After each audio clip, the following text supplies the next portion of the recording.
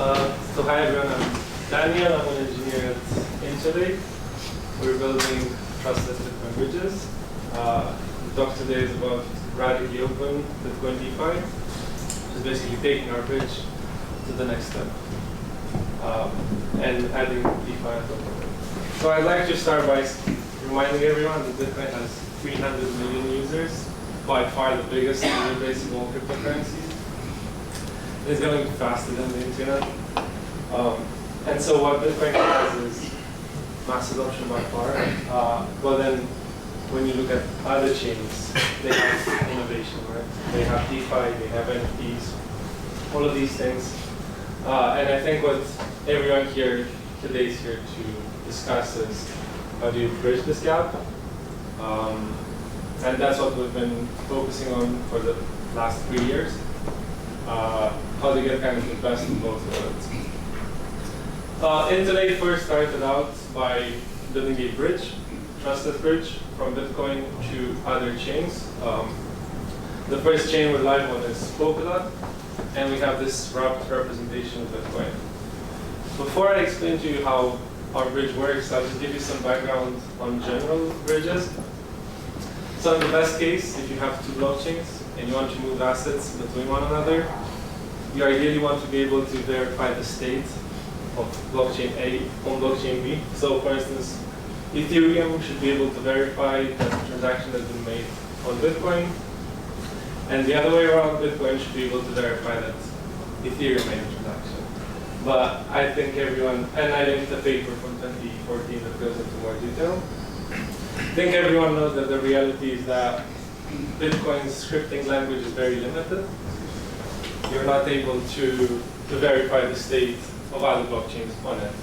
So Bitcoin does not know about other chains. Bridging Bitcoin means bridging in hard mode.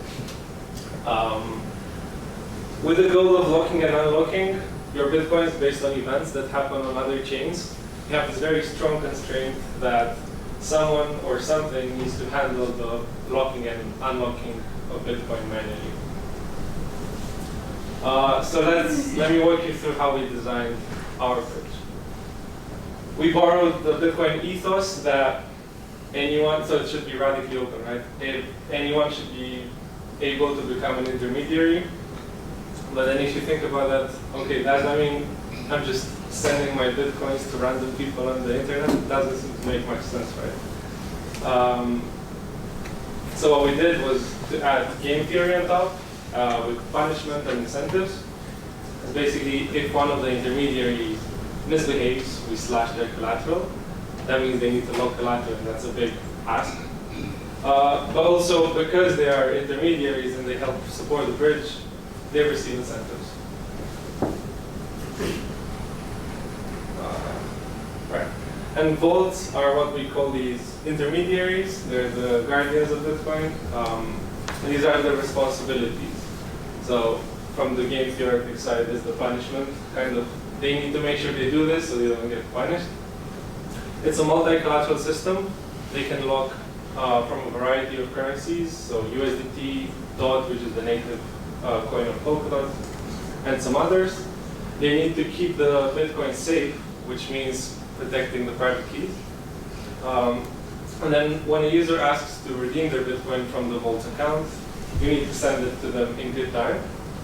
But also make sure that the collateral you provided is worth more than the Bitcoin that people send to you.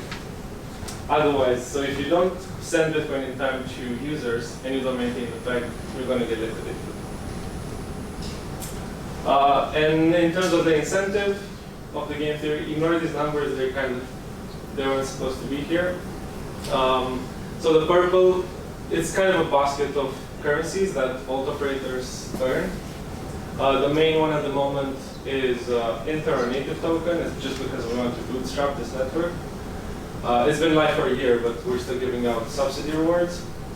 Then the green one is bridge fees from IBTC. So when people mint and redeem their Bitcoin, vault operators take a cut.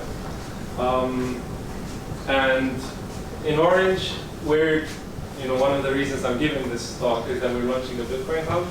which is going to bring our on-chain treasury some revenue, and we're going to be routing some of the revenue to the vault operators. And then in blue, as collateral, we're allowing vaults to use some yield-generating assets, such as staking derivatives or tokenized lending positions. So it's a bunch of things that vaults earn. Right, so let me give you an overview of how users interact with our bridge. First, you're a user, you have Bitcoin, and you get to choose a vault that you want to issue your IBTC, it's called, with.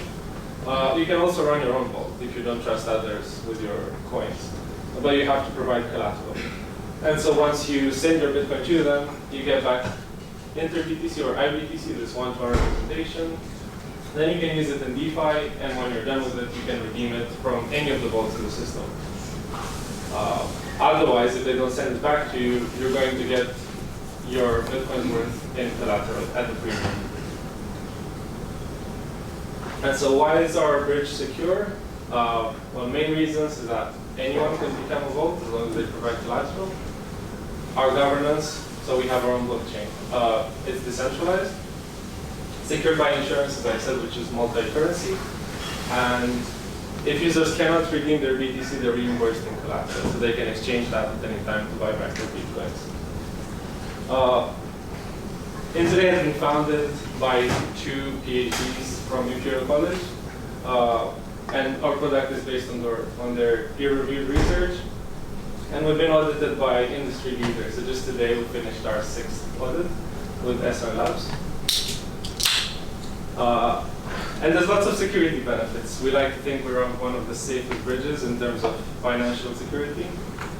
But then a trustless product, a trustless bridge comes at a cost, and that's scalability. How much Bitcoin you can bring over is limited by the amount of collateral people lock.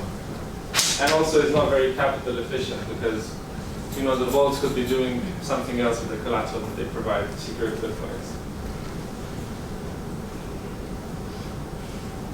Yeah, and there's a range of trade-offs when you bridge Bitcoin, and I think we're just one of the more conservative approaches to these trade-offs.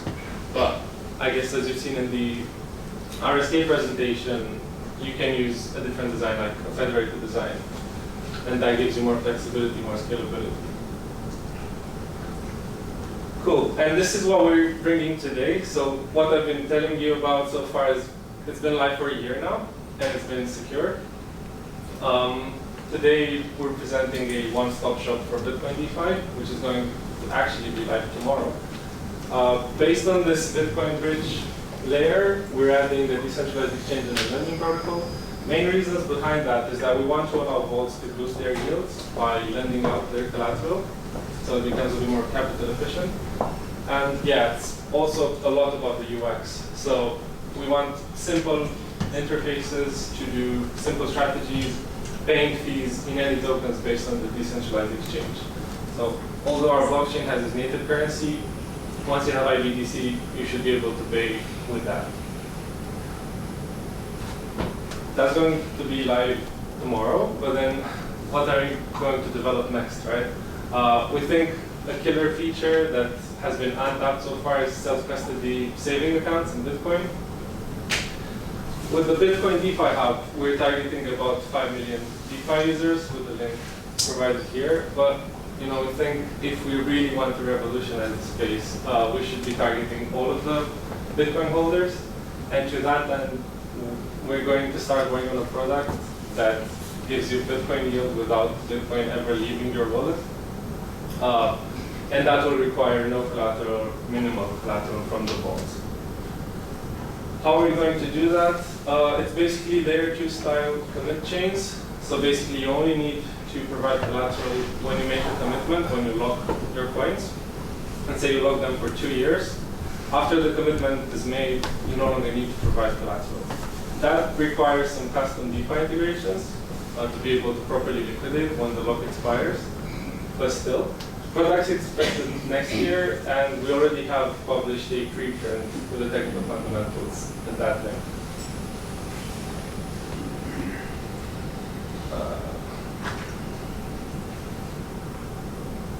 I guess it really likes this savings account. What is the address of this? The slides? Yeah. There'll be a QR code. Yeah, so an overview of our activity as a network. We've been live for a year with our two networks. Interlay is the mainnet, Coinscrum is the experimental mainnet.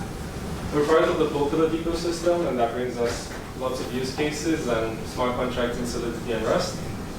We're launching the DeFi Hub on our experimental network tomorrow.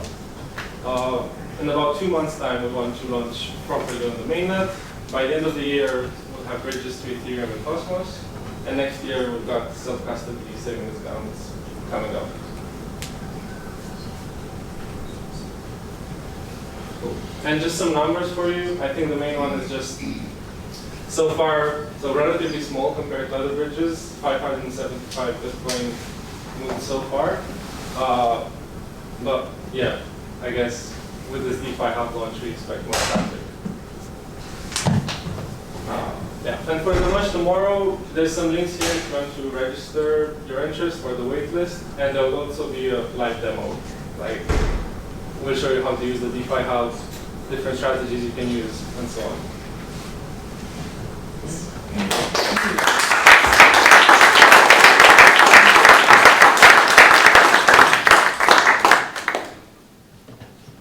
The QR code there. Yeah. With the current solution that requires collateral, what's it develop collateral drops? Yeah, so that's when you would get liquidated. The protocol, the smart contract, automatically liquidates those vaults, and then users can burn their IBTC in exchange of the liquidated collateral at a premium, which is like 10% premium. You know. Yeah.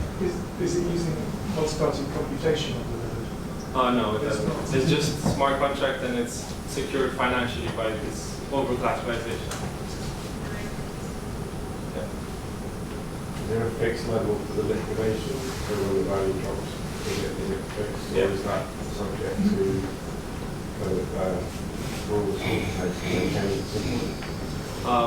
So our product is governed by protocol governance, right? But yes, there's fixed thresholds, and the riskier the asset, the higher the threshold of liquidation. So say USDT thresholds are like 120%, I think, for liquidation.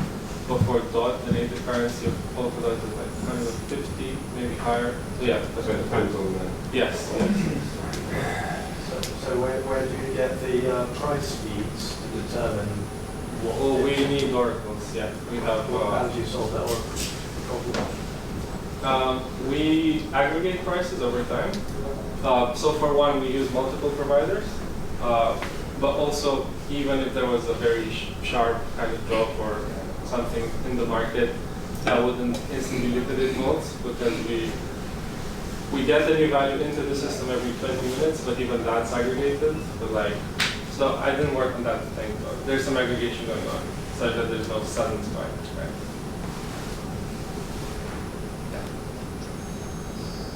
Okay. One more. Well, no, I mean, you mentioned like somewhere that IBTC could be used as collateral.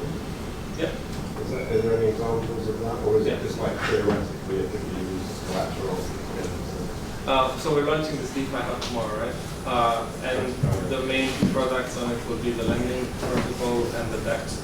You can log, so you can mint IBTC, deposit it into lending, and use it as collateral to do margin. The bars. But I mean, the vaults are decentralized, right? So it's less likely that there'll be a sort of hack like the wormhole hack where you lose hundreds of millions in one go because one bridge gets blown. Like so many of these bridge attacks where literally they just one place and they do that. Yeah. So even if someone was to corrupt one vault, but then you would still have their collateral, right? But if you issue with one vault, you can redeem with a different one. You're not tied to the vault that you issued. It's fungible.